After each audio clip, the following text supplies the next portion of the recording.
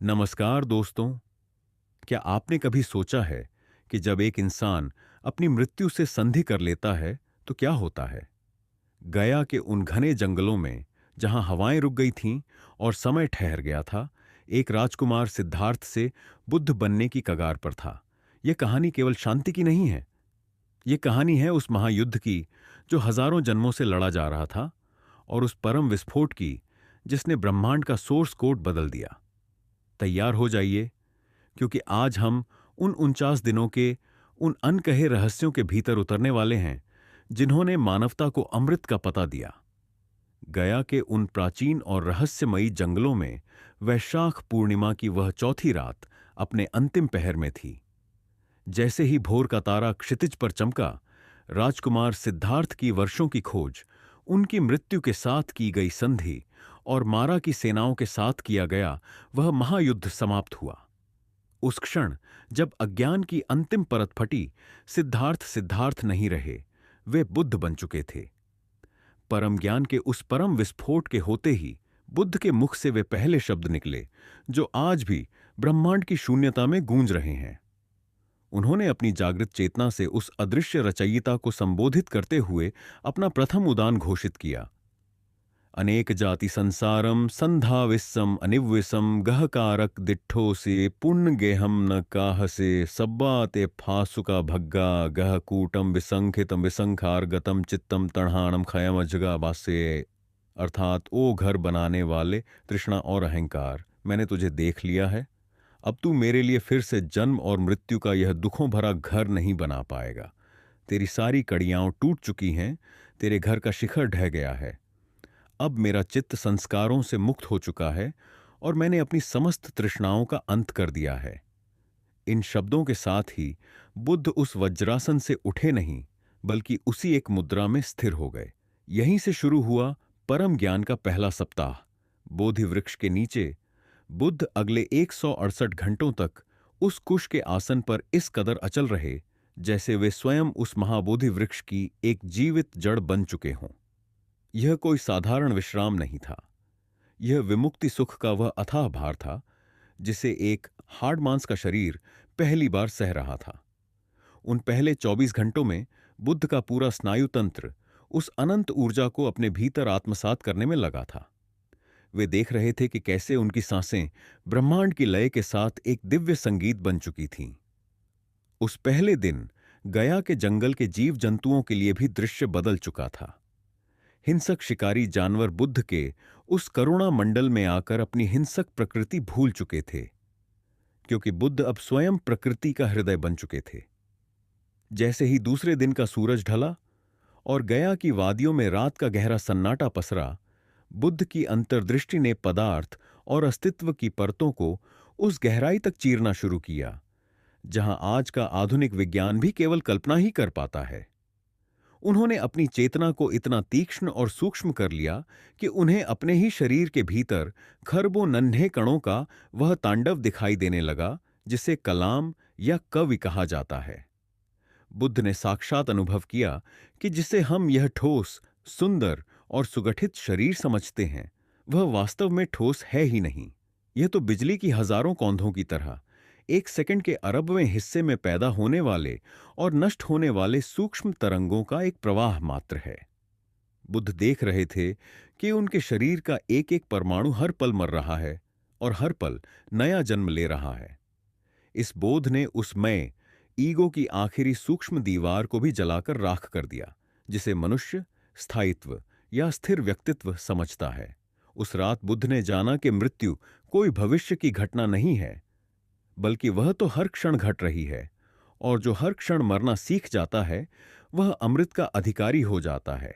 तीसरी रात आते आते बुद्ध समय के उस पार निकल गए जिसे हम कालचक्र कहते हैं। उन्होंने अपनी स्मृति के उन बंद और अंधेरे द्वारों को खोला जहां हजारों हजार जन्मों की धूल जमी थी। बुद्ध ने अपनी आंतरिक आंखों से देखा कि वे केवल शाक्य मुनि सिद्धार्थ नहीं थे। उन्हें याद आया कि वे कभी हिमालय की ऊंची चोटियों पर रहने वाले एक एकाकी तपस्वी थे। कभी वे एक बहुत ही निर्धन किसान थे जो सूखी मिट्टी से अपनी रोटी मांग रहा था। कभी वे एक अत्यंत वैभवशाली सम्राट थे जिसके इशारे पर हजारों तलवारें चमकती थीं, और कभी वे एक तुच्छ पशु थे जो केवल जीवित रहने की जंग लड़ रहा था। उन्होंने उन हजारों माताओं के चेहरे देखे जिनकी कोख से उन्होंने जन्म लिया, और उन अनगिनत चिताओं की लपटें देखीं जहां उनका अंत हुआ। उन्होंने देखा कि हर जन्म, हर शरीर और हर पीड़ा के पीछे केवल एक ही सूत्र था, एक अधूरी प्यास, तृष्णा। तीसरी रात के उस तीसरे पहर में बुद्ध ने उस मैट्रिक्स के पूरे नक्शे को देख लिया था, जिसमें पूरी मानवता एक अंधे कोल्हू के बैल की तरह घूम रही है। वे अब तट पर खड़े होकर संसार की नदी को देख रहे थे, जहां कोई अपना नहीं था और कोई पराया नहीं था, क्योंकि सब एक ही दुख की जंजीर से बंधे थे। चौथे दिन की शुरुआत के साथ ही बुद्ध की चेतना उस चरम बिंदु पर पहुंची जहां से इस सृष्टि के निर्माण और विनाश का ब्लूप्रिंट दिखाई देता है। अब वे केवल स्वयं के जन्मों को नहीं देख रहे थे, बल्कि वे संपूर्ण अस्तित्व के कार्य कारण संबंध, law of cause and effect, के गुप्त रहस्य को भेद रहे थे। उन्होंने उस महान सत्य को खोज निकाला जिसे प्रतीत्यय समुत्पाद कहा जाता है। बुद्ध ने उस रात देखा कि यह संसार कोई आकस्मिक संयोग नहीं है, बल्कि यह कड़ियों का एक अटूट जाल है। उन्होंने देखा कि यह होने से वह होता है, जैसे बीज होने से अंकुर होता है और अंकुर होने से वृक्ष।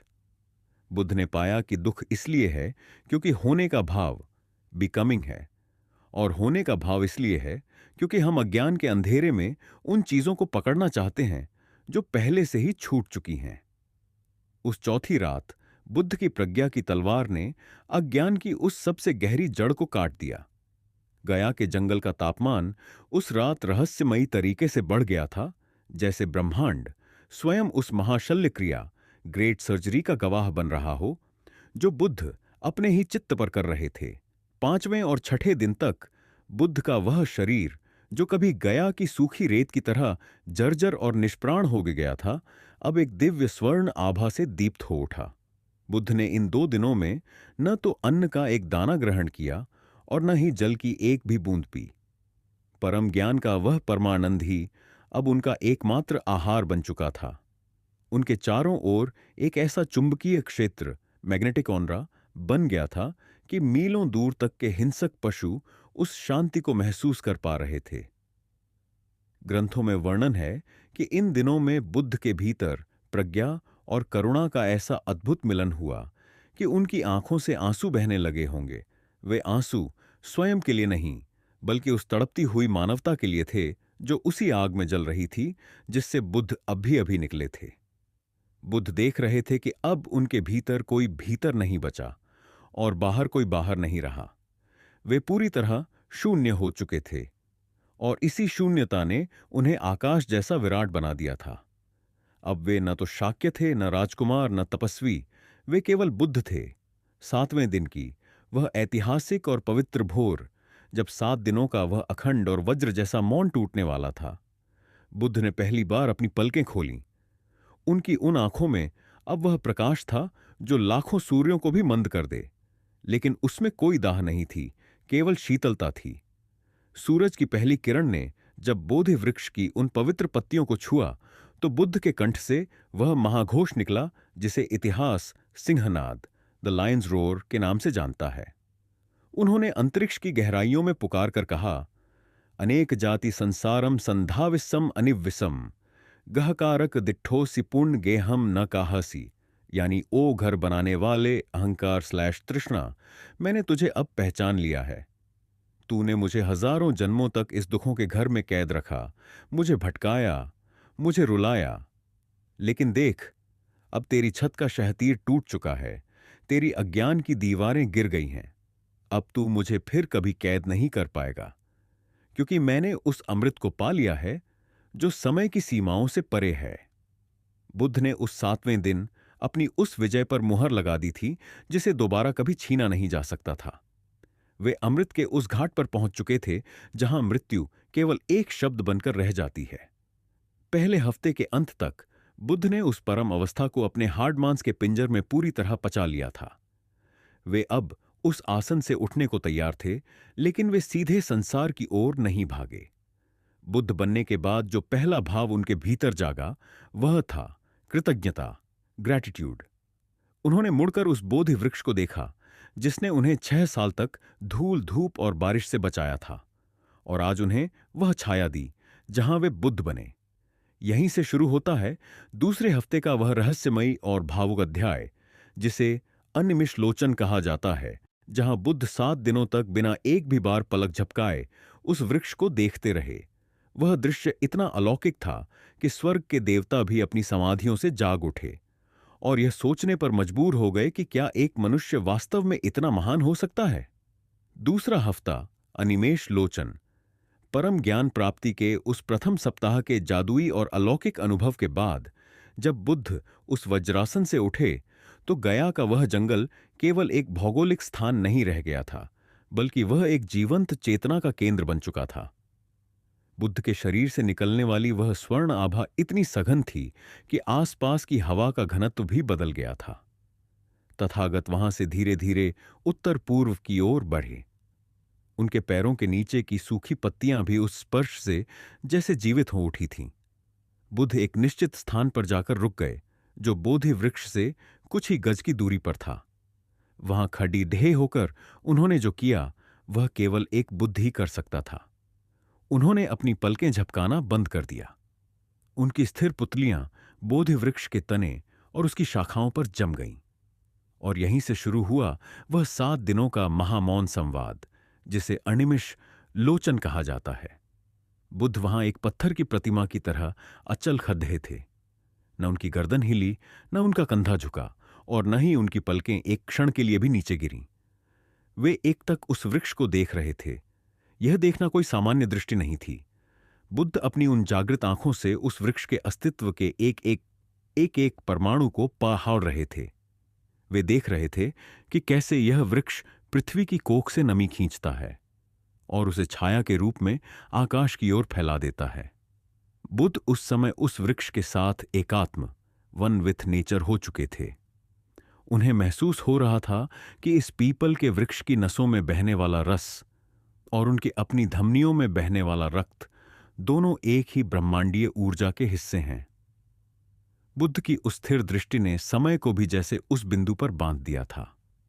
उन 7 दिनों में गया के उस क्षेत्र में दिन और रात का अंतर मिट गया था, क्योंकि बुद्ध के शरीर से निकलने वाला प्रकाश रात के अंधेरे को भी सुबह के धुंधल के जैसा बनाए रखता था। बुद्ध उस वृक्ष को देखकर अपना कर्ज चुका रहे थे।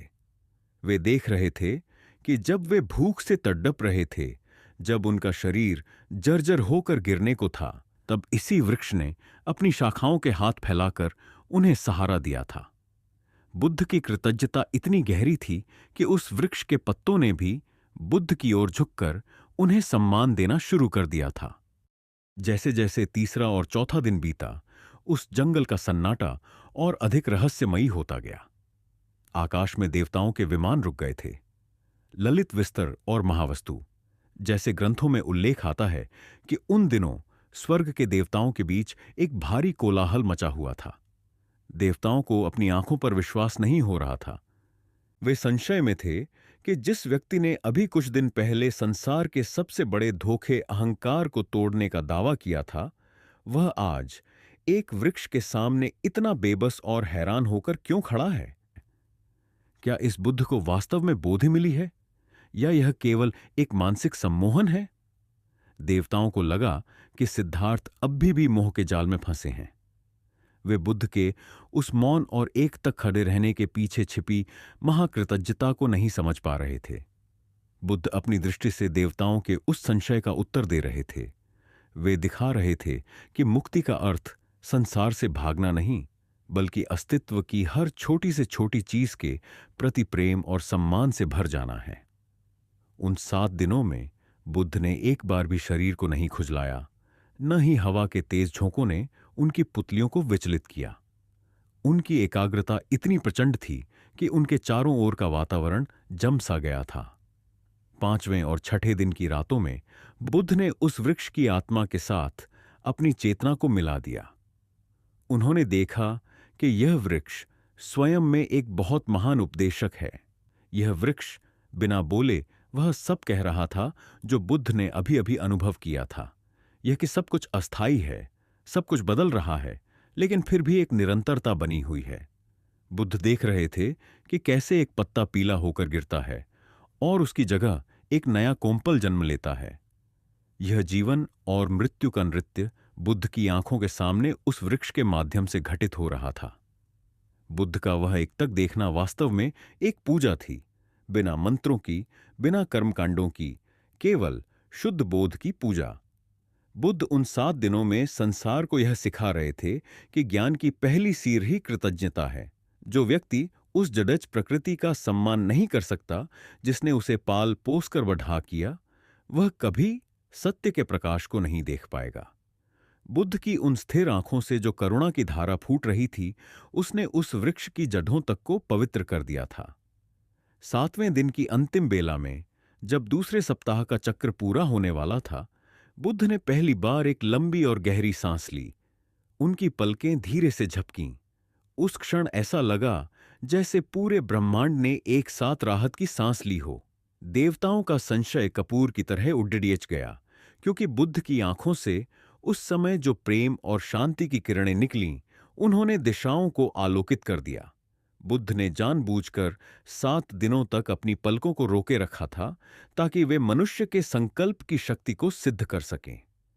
उन्होंने उस स्थान को अनिमिष लोचन चैत्य का नाम दिया, जो यह याद दिलाता है कि एक बुद्ध के लिए भी एक साधारण सा वृक्ष कितना वंदनीय हो सकता है। अब बुद्ध का यह कृतज्ञता का पर्व समाप्त हुआ था, लेकिन उनके भीतर की वह नवीन ऊर्जा अब उन्हें एक गतिशील साधना की ओर ले जा रही थी। वे उस स्थान से उठे, उनका हृदय अब पूरी तरह से शांत और संतुष्ट था। अब समय था परम ज्ञान की उस शांति को गति, मोशन में बदलने का। और यहीं से मार्ग खुला तीसरे सप्ताह का रत्न चंक्रमण, जहां बुद्ध अब स्थिर खड्डे रहने के बजाय उस वन की भूमि पर एक अदृश्य मार्ग बनाएंगे, जहां उनके चरणों के स्पर्श से वह मिट्टी स्वर्ण कमल के समान पवित्र होने वाली थी, और जहां बुद्ध का हर कदम ब्रह्मांड के संगीत के साथ ताल मिलाएगा। परम ज्ञान के बाद का तीसरा सप्ताह, द थर्ड वीक, जिसे रत्न चंक्रमण, द जूल वॉक कहा जाता है, बुद्ध की साधना का वह चरण है जहां मौन और गति का मिलन हुआ। यह हफ्ता बौद्ध इतिहास में सबसे चमत्कारी और मनोवैज्ञानिक रूप से महत्वपूर्ण माना जाता है, क्योंकि यहां बुद्ध ने सिद्ध किया कि परम ज्ञान केवल आंखें बंद करके बैठने में नहीं, बल्कि जीवन की हर क्रिया और हर कदम में है। यहां से कहानी बिना किसी रुकावट के तीसरे सप्ताह के उस महाविस्तार की ओर बढ़ती है। अनिमिष लोचन के उस 7 दिवसीय महामौन और कृतज्ञता के पर्व के बाद बुद्ध का हृदय एक ऐसी अलौकिक तृप्ति से भर चुका था जिसे शब्दों में बांधना असंभव है। दूसरे सप्ताह के अंत में जब उन्होंने उस बोधि वृक्ष से अपनी दृष्टि हटाई, तो उनके भीतर एक नई लहर उठी। यह लहर थी गति की। बुद्ध अब स्थिर खड्डे रहने के बजाय उस स्थान की ऊर्जा को सक्रिय करना चाहते थे। तथागत उस स्थान पर आए जो बोधि वृक्ष और उस स्थान के बीच था जहां वे दूसरे सप्ताह में खड्डे थे। यहां बुद्ध ने एक ऐसे मार्ग का चयन किया जो उत्तर से दक्षिण की ओर जाता था, और यहीं से शुरू हुआ वह विस्मयकारी तीसरा सप्ताह जिसे रत्न चंक्रमण कहा जाता है। बुद्ध ने अगले 7 दिनों तक इस छोटे से पथ पर निरंतर पैदल चलने की साधना की। वे एक छोर से दूसरे छोर तक जाते और फिर वापस लौटते। यह कोई साधारण टहलना नहीं था, यह चंक्रमण ध्यान, वॉकिंग मेडिटेशन की पराकाष्ठा थी। ग्रंथों और प्राचीन गाथाओं में वर्णन आता है कि जब बुद्ध ने अपना पहला कदम उस मिट्टी पर रखा, तो वहां का भूगोल ही बदल गया। कहा जाता है कि बुद्ध की एकाग्रता इतनी प्रचंड थी कि उनके हर कदम के नीचे से एक दिव्य प्रकाश पुंज निकलता था। आध्यात्मिक चक्षुओं से देखने वालों ने अनुभव किया कि बुद्ध जहां जहां अपने पैर रखते थे, वहां वहां स्वर्णिम आभा वाले कमल के फूल खिल उठते थे। यह रत्न चंक्रमण वास्तव में बुद्ध की उस शक्ति का प्रदर्शन था जो यह बताती है कि एक मुक्त पुरुष की उपस्थिति मात्र से जड़ डीएच पदार्थ भी चेतन हो उठते हैं। बुद्ध इन 7 दिनों में सती, माइंडफुलनेस के उस ऊंचे शिखर पर थे जहां उनके पैर का जमीन से स्पर्श होना, सांस का भीतर जाना और मन का पूरी तरह खाली होना। ये तीनों क्रियाएं एक ही लय में घटित हो रही थीं। बुद्ध उस मार्ग पर चलते हुए ब्रह्मांड के उस महान नृत्य कॉस्मिक डांस के साथ तालमेल बिठा रहे थे, जो निरंतर चल रहा है। जैसे जैसे तीसरे सप्ताह के दिन बीतते गए, उस चंक्रमण पथ के आसपास का वातावरण पूरी तरह से बदल गया। देवताओं, जिन्होंने दूसरे सप्ताह में बुद्ध की स्थिरता पर संशय किया था, वे अब बुद्ध की इस अनवरत गति को देखकर आश्चर्यचकित थे। बुद्ध ने इस सप्ताह में एक विशेष चमत्कार किया, जिसे जुगल प्रातिहार्य, ट्विन मिरेकल्स की पूर्व अवस्था कहा जाता है। वे चलते समय अपने शरीर के ऊपरी हिस्से से अग्नि की लपटें और निचले हिस्से से जल की धाराएं प्रवाहित कर रहे थे। यह प्रतीकात्मक रूप से यह दर्शाता था कि बुद्ध के भीतर अब विरोधी तत्व अग्नि, ऊर्जा और जल, शांति पूरी तरह से संतुलित हो चुके हैं। बुद्ध उस छोटे से मार्ग पर चलते हुए वास्तव में पूरे ब्रह्मांड की यात्रा कर रहे थे। वे देख रहे थे कि कैसे संसार के सभी प्राणी जन्म और मृत्यु के एक संक्रमण पथ पर चल रहे हैं, लेकिन कोई भी यह नहीं जानता कि रुकना कहां है। बुद्ध का वह चलना एक संदेश था कि यदि आप जागरूकता के साथ चलें, तो आपका हर कदम आपको परम ज्ञान की ओर ले जा सकता है। 5वें और 6ठे दिन की रातों में गया के उस वन में एक अद्भुत संगीत गूंजने लगा था। यह संगीत किसी वाद्य यंत्र का नहीं था, बल्कि बुद्ध के शरीर और उस धरती के घर्षण से पैदा होने वाली एक सूक्ष्म ध्वनि थी। बुद्ध इन 7 दिनों में उस अमृत को अपनी गति में उतार रहे थे। उन्होंने महसूस किया कि शांति केवल पहाड़ों की कंदराओं में नहीं है, बल्कि वह तो चलते हुए पैरों के बीच के उस शून्य में भी मौजूद है। बुद्ध की पदचाप इतनी हल्की थी कि मिट्टी के कण भी उनके वजन को महसूस नहीं कर पा रहे थे। फिर भी उनकी उपस्थिति इतनी भारी थी कि पूरा अस्तित्व उस संक्रमण पथ की ओर खींचा चला आ रहा था। बुद्ध उस समय स्वयं एक रत्न बन चुके थे, एक ऐसा रत्न जो स्वयं प्रकाशित था और जो अपने संपर्क में आने वाली हर चीज को मूल्यवान बना रहा था। 7वें दिन की संध्या तक बुद्ध ने उस संक्रमण पथ को एक पवित्र तीर्थ में बदल दिया था। उन्होंने सिद्ध कर दिया था कि साधना केवल आसन पर बैठकर नहीं की जाती, बल्कि जीवन की छोटी से छोटी क्रिया भी योग बन सकती है। बुद्ध का वह 7 दिनों का निरंतर चलना उस मानसिक जडारदास्ता को तोड़ने के लिए था जो अक्सर साधकों को घेर लेती है। जब तीसरे सप्ताह का समापन हुआ, तो बुद्ध का शरीर पहले से कहीं अधिक ओजस्वी और शक्तिशाली दिखाई देने लगा। उन्होंने अब स्थिरता, वज्रासन, कृतज्ञता, अनिमिष लोचन और गति, रत्न संक्रमण, इन तीनों को साध लिया था। लेकिन बुद्ध की यह 49 दिनों की रहस्यमयी यात्रा अभी और अधिक सूक्ष्म होने वाली थी। अब समय था बुद्ध के उस प्रज्ञा प्रकाश को एक बौद्धिक संरचना देने का, जहां वे सृष्टि के सबसे जटिल नियमों का विश्लेषण करने वाले थे। और यहीं से मार्ग खुला चौथे सप्ताह का रत्नघर चैत्य, जहां बुद्ध एक ऐसे आभासी रत्न भवन का निर्माण करने वाले थे, जिसमें बैठकर वे अभिधम्म के उन रहस्यों को खोलेंगे जिन्हें सुनकर स्वयं महाब्रह्मा भी चकित रह जाने वाले थे।